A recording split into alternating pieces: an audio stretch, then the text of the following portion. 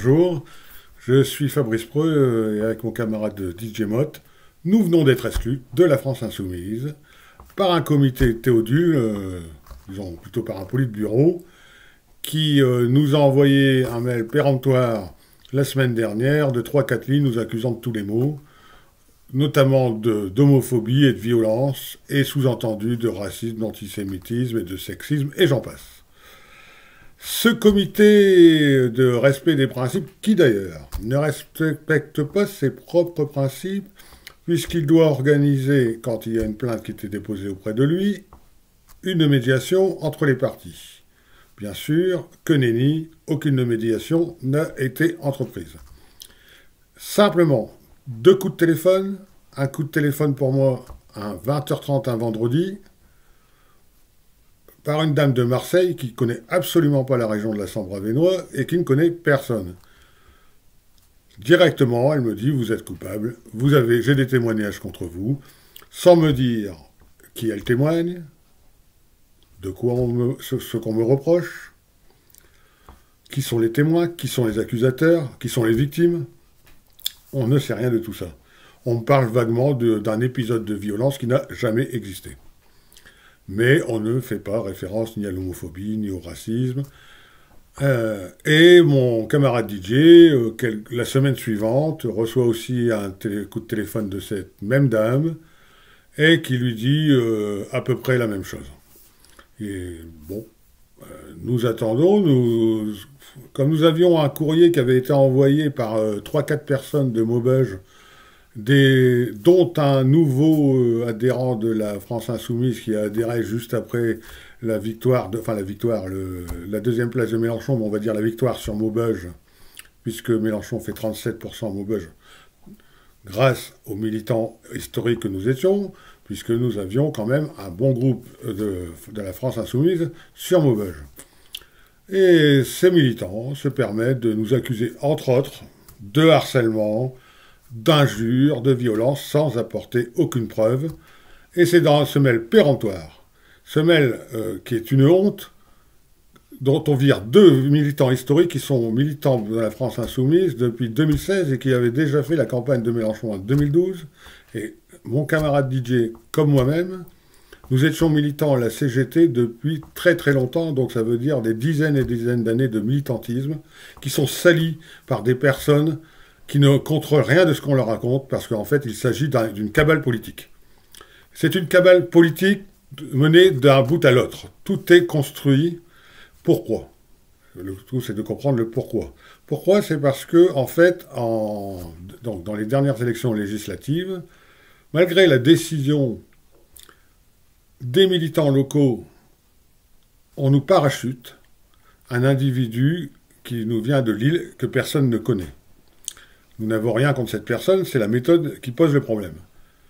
Cette personne qui s'appelle Malika Yaten est en fait un proche de Drian Quatennens et à qui on a donné la circonscription qu'il devait avoir pour lui, c'est-à-dire la 11e circonscription du Nord, et qui a en fait été donnée au Parti socialiste. L'autre constellation, comme sa circo est donnée au Parti socialiste, on donne la 12 contre l'avis des militants, sans même leur en parler, par une décision, par le fait du prince, on donne la 12 donc à Malika Yaten. Comme nous l'avions dit, ici nous sommes dans une région rurale qui fait pas loin de 60 km de circonscription d'un bout à l'autre, avec plus d'une centaine de villes et de villages, qui pour lui est totalement inconnue, et sur laquelle jamais des parachutés n'ont été acceptés. Qu'est-ce qui se passe? Ce qui était prévisible. Deuxième tour, il fait pas un mauvais score, mais enfin, il bénéficie un petit peu de l'étiquette LFI et de la NUP, mais il est quand même battu largement par le Front National et la République En Marche. Résultat, au deuxième tour, la République En Marche, qui s'est dévoyée depuis un montant et qui est rejetée aussi par la population, est battue à plat de couture par le Front National, et on a un député Front National qui s'appelle Michael Taverne sur la 12e circonscription du Nord. Quant à moi, je suis accusé, mais je ne suis pas de la 12e circonscription du Nord, puisque c'est la personne qui m'a appelé de Marseille. Cette personne de Marseille, effectivement, ne connaît absolument pas la région, je ne sais même pas si elle la situe sur la carte de France. Et moi, je suis de la 3e circonscription. En fait, on avait monté un groupe d'action de la France insoumise qui regroupait l'arrondissement d'Avesnes, c'est-à-dire 4 communautés de communes et 2 circonscriptions, puisqu'elle est traversée par 2 circonscriptions, la 12, qui va d'Aumont à Solesmes, et la 3, qui va de Maubeuge à Fourmies, en gros. Voilà que ce comité Théodule, qui ne connaît rien, qui ne connaît pas les gens, se permet, sans respect du contradictoire, nous ne serons pas reçus. Nous ne savons pas, au moment où on nous appelle en téléphone, il y a 2 coups de téléphone pour exclure 2 personnes qui sont militantes depuis des années. On ne nous dit pas ce qu'on nous reproche. On nous parle vaguement d'un épisode de violence qui ne s'est jamais produit. On se sert d'une conversation qu'il y avait eu à l'époque, mais qui avait été un peu vive, mais sans violence aucune. D'ailleurs, les personnes étaient vives des 2 côtés, ce qui peut se comprendre. C'est une discussion politique sur notre désaccord, en fait, de cette personne qui était parachutée dans une région qu'elle ne connaît pas. Bien sûr, ce qui nous est dit, c'est qu'elle est née ici. Enfin bon, le fait d'être née ici, et d'habiter à Lille, d'ailleurs, ces personnes, bizarrement, depuis les élections, c'est-à-dire depuis 11 mois, nous ne les avons pas revues en aucune action, ni pendant les manifs de retraite, ni pendant la manifestation pour sauver l'hôpital de Maubeuge. Voilà. Donc, ce sont des gens qui viennent dans une région, qui se croient en territoire conquis, du parisianisme à la lilloise, et qui pensent que les gens d'ici, c'est des bouseux. C'est des bouseux, et puis qu'on est des idiots, et en plus, ils prétendent, si il y avait une dissolution de l'Assemblée ou aux prochaines élections, revenir alors qu'ils ont perdu. Il faut savoir quand même que dans la 12, on perd plus de 4000 voix par rapport aux élections de 2017 si on fait l'ensemble des composantes de la NUP, et sur la 3, plus de 6000 voix.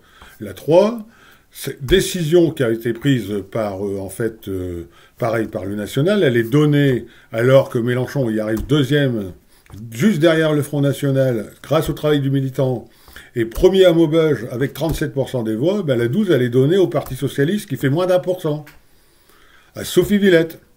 Bon, je n'ai rien non plus contre cette personne, mais on peut s'interroger quand même, quand on a toutes les chances de gagner, en étant dans la France insoumise, de donner une circonscription à un parachuté et l'autre au PS, qui en fait est honni ici, puisqu'on a eu un député qui s'appelait Rémi Pauvros, qui en fait a voté toutes les lois, la loi Sapin, la loi sur la loi travail, sur la déchéance de nationalité. Il a été un des valets de Hollande. Bien sûr, vous comprenez ici que dans une région ouvrière, parce qu'ils ne savent pas que c'est une région ouvrière, en fait elle est rurale et ouvrière. On a d'un côté un bocage qu'on a défendu d'ailleurs contre les fermes industrielles et les patatiers belges et hollandais. On a fait une grande victoire qui a fait l'objet d'un film de 52 minutes qui s'appelle Les Agités du Bocage et que vous pouvez retrouver sur YouTube et qui a été diffusé sur France 3 dans la ligne bleue. On s'est battu sur Akers. À Akers, c'était une usine donc industrielle, c'est Mélenchon qui est venu. On s'est battu à Sambre-et-Meuse, on s'est battu on s'est battu aussi pour une pollution à Saint-Val-la-Vallée. On est connu un peu partout, et ce qui nous fait plaisir, c'est que de partout en France, pas seulement de la région, bien sûr d'ici, puisqu'on est des militants connus, les témoignages sont tous en notre faveur, en disant ces gens-là sont des gens intègres. Et nous, moi j'ai 57 ans, DJ a plus de 60 ans, il a 64 ans, c'est pas à notre âge qu'on cherche à faire une carrière politique. Alors la vérité, il faut savoir pourquoi. Pourquoi on a monté cette cabale. On a monté cette cabale pour une raison simple, c'est qu'en fait nous avons créé un parti politique local qui s'appelle Sambre-Avesnois Debout. Pourquoi on a fait ça? On a fait ça parce qu'on a bien vu que la France insoumise, elle nous a imposé un peu ce qu'elle voulait. Et qu'en fait, c'était pas très démocratique. D'ailleurs, partout en France, il y a des plaintes sur le manque de démocratie dans la France insoumise. Donc nous, on a créé un parti politique avec des statuts, avec des cotisations, avec un bureau, avec un conseil d'administration, avec une assemblée générale, avec une commission de contrôle, une assemblée générale qui contrôle l'ensemble des membres du bureau.